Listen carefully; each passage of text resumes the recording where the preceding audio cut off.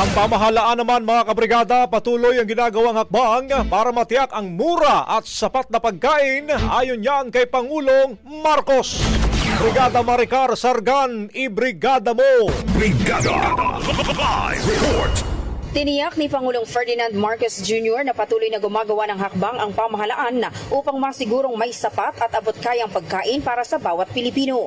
Sa kanyang talumpati sa nationwide kick-off ng Filipino Food Month celebration sa Lucena, Quezon Province, inisa-isa ni Pangulong Marcos ang mga inilunsad na programa ng pamahalaan upang mapababa ang presyo ng pagkain. Kabilang dito ang mga Kadiwa Centers, ang 29 pesos rice program at Rice for All. Bukod pa ang pagtatakda ng maximum suggested retail price sa karne ng baboy at ang pagbibigay ng pondo para sa mga proyektong pang-agrikultura.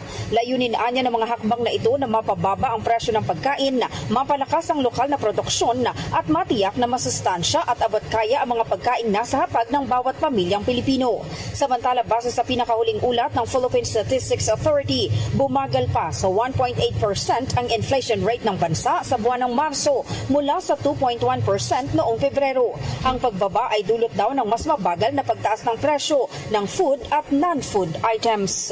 In the heart of changing lives, ako si Brigada Maricar Sargan ng 105.1 Brigada News FM Manila, The Music and News Authority. Brigada Balita Nationwide. Ang bahaging ito ay hatid sa atin ng Fast Relax. Tanggal ang sakit, ora mismo.